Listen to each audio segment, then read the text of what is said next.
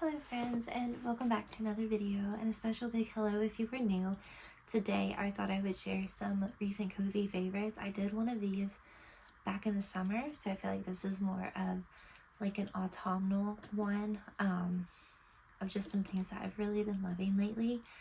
I don't know, I'm really excited to share this with you. Last time I broke it up into 3 categories. The first was entertainment, so things like shows, books, movies, that type of thing.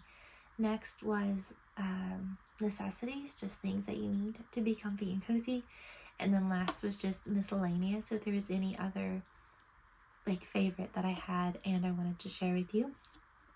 So I only have enough for 2 categories, which are entertainment and necessities. So let's go ahead and get into it.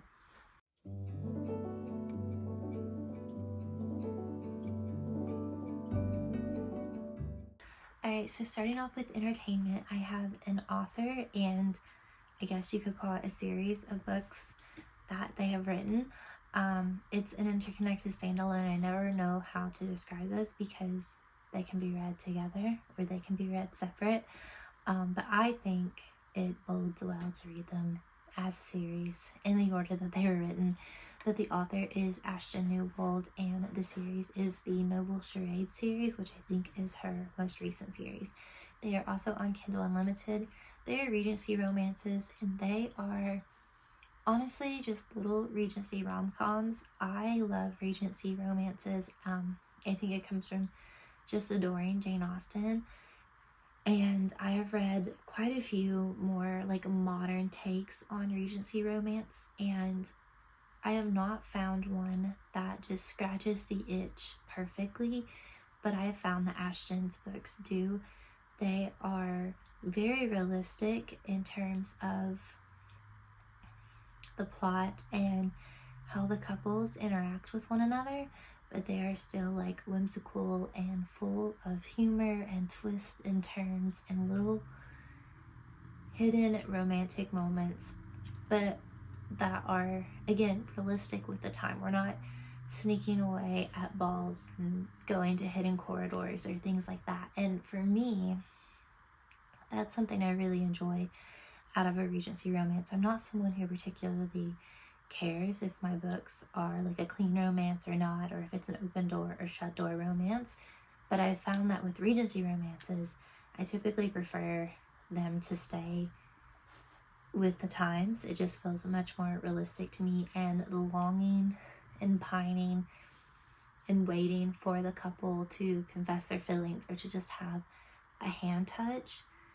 is I just love that feeling, and I just feel like she captures it really well. She's written many other books that are also available on Kindle Unlimited, but I can't speak for those, but I just have a feeling that I will also like those. She just genuinely seems like someone who I would love to be friends with. And I always really like that in a writer as well. So do yourself a favor if you like Regency romances, if you like little like romantic comedy style romances, just something lighthearted to read and curl up with, then I definitely think that you should give her books a try because they are just lovely. Next, I have 2 sitcoms that I want to share with you. I find that sitcoms are very cozy for me. I like having a predictable cast of characters with predictable actions. I like their little one-liners that they have.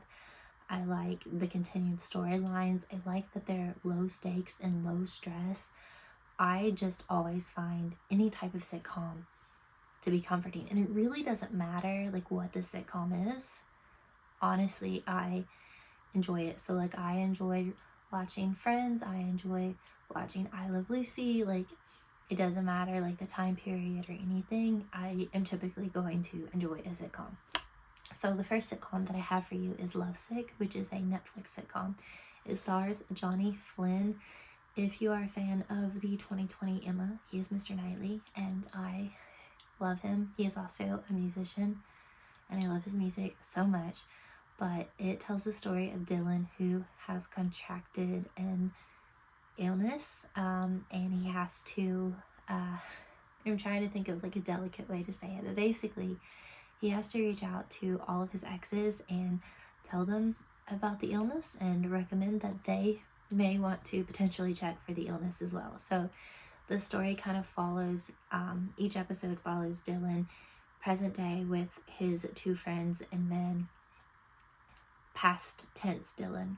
So you get to see the relationship, you get to see what went wrong, you get to see like what Dylan and his friends were into, but then you also get to see it in a present day. And I think the timeline is not hard to follow. But again, it's a really beautiful cast of characters. It is quirky, it is really funny, and it's really heartwarming. Dylan simply just wants to find someone to love, and that's often why his relationships go so bad.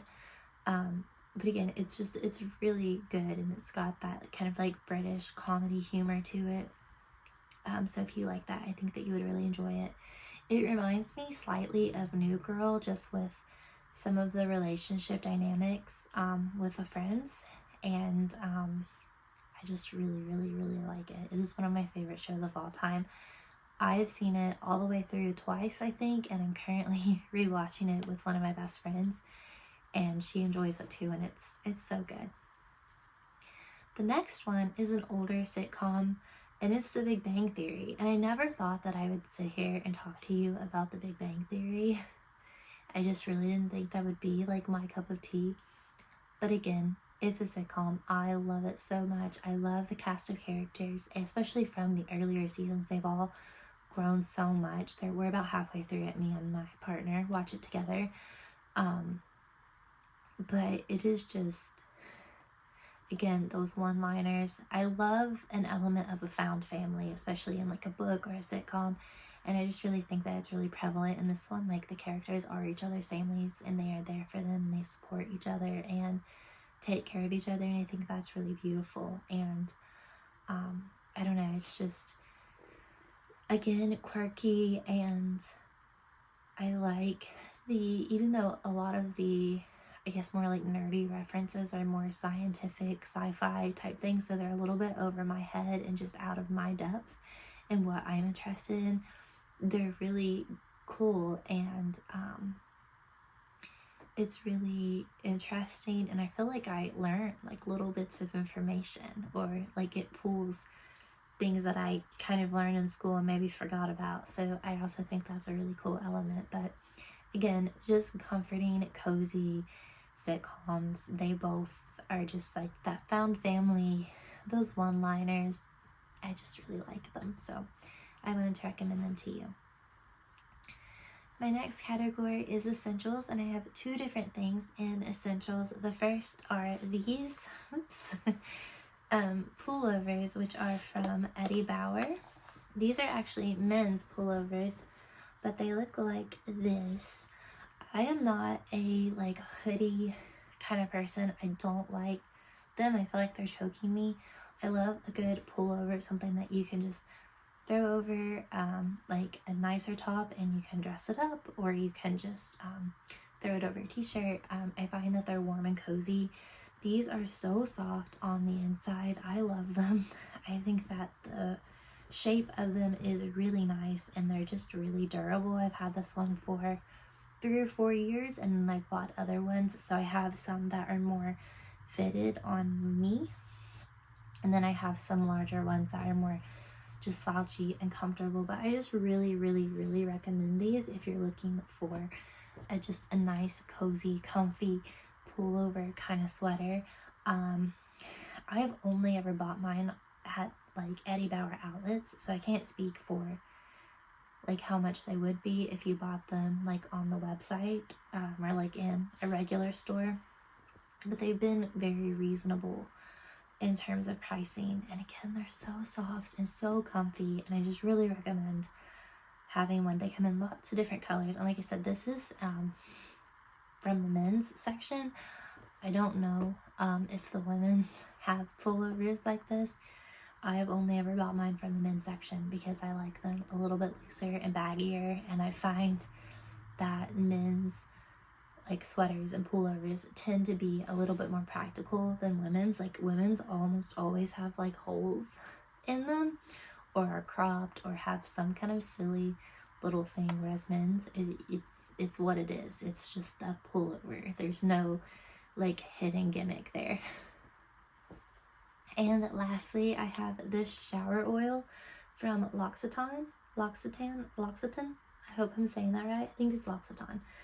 But it is the almond oil shower oil.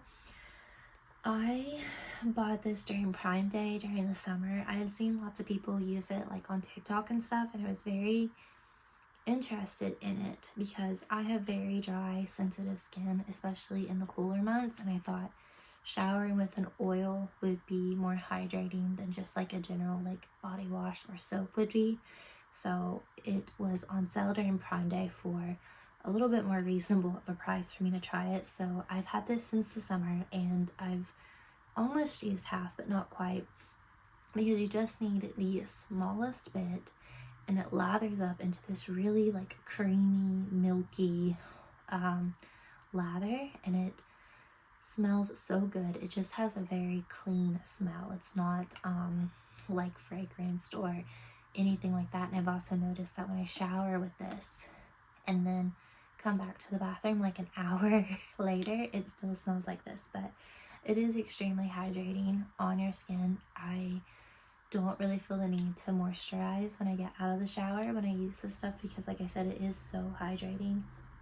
And I don't know, it's just a nice like luxurious item to use. A lot of times if I'm having a bad day, I'll use this with like a shower steamer, or if, especially like right now where it's winter and you just don't feel like shaving every day, if I have to shave, I'll like convince myself, well, if you do that, then you can use this. But it's just like a nice, like comfy, cozy scent that gets you all clean and comfy and cozy and ready for bed. So again, it is a little bit more of a splurge, but you can always find it on sale around like Prime Days and big sale deals and things like that.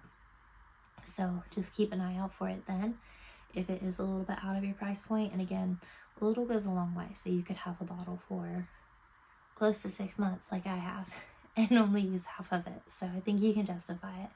But I really like it. Like I bought this for my mom and my sister-in-law for Christmas because again, it's just this like cozy, luxurious little item to have, especially during the winter months. Alright friends, I feel like I just rambled on and didn't really have a lot of talking points.